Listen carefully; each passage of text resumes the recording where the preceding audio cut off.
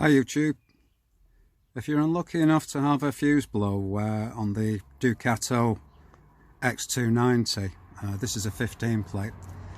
This video will help you to identify the fuse and its location on the vehicle.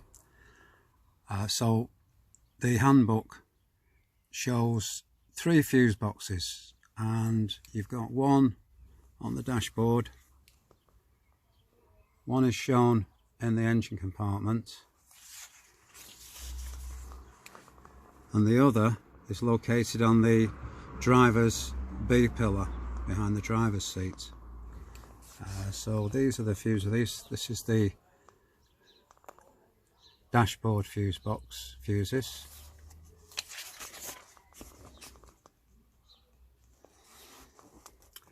And the engine bay fuses. And the B pillar fuses. And here's the locations.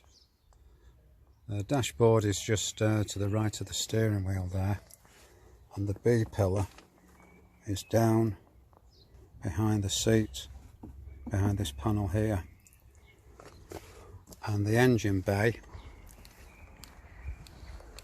fuse box is down underneath the headlamp there. And guess where the cigarette lighter fuses are housed? So I'm just going to take the B pillar fuse box cover off now.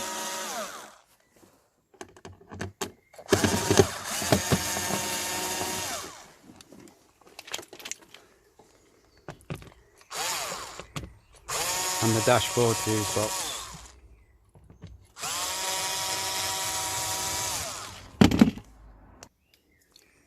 And there we have the contents of the dashboard fuse box.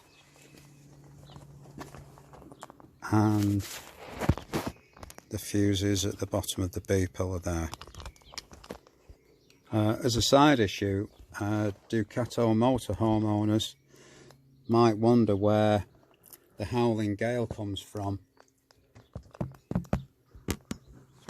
Behind the seats, and if you can see that, that's my foot there, and there's a big gap behind there also where the floor meets the Fiat bit, or doesn't, as this case may be.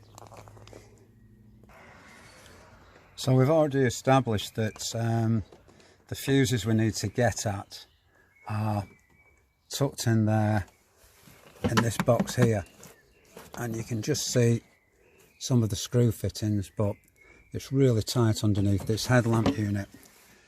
The fuses we need to get to are F14 and F15, so what we're going to do is look at taking the headlight out to gain better access. Luckily, the headlamp removal is quite easy. It's just held on by 2 torque screws, T30s.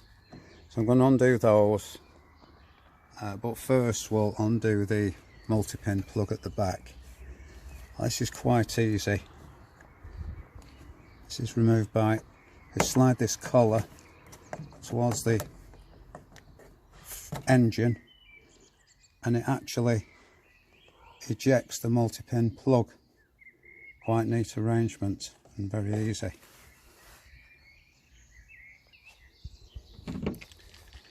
Just undoing the torque screws now. They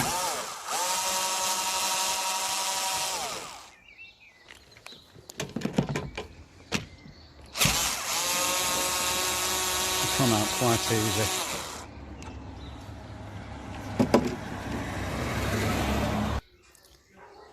So I've taken the 2 torque screws out now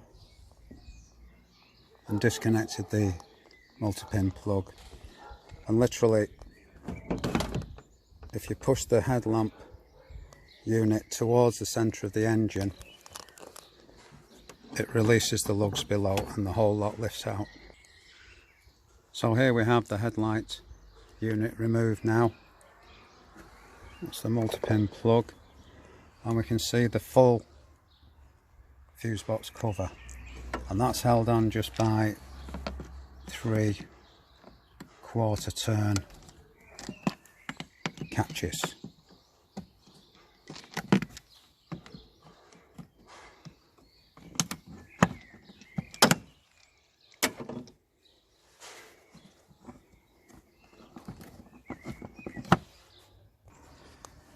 So the cover comes off quite easily with two hands.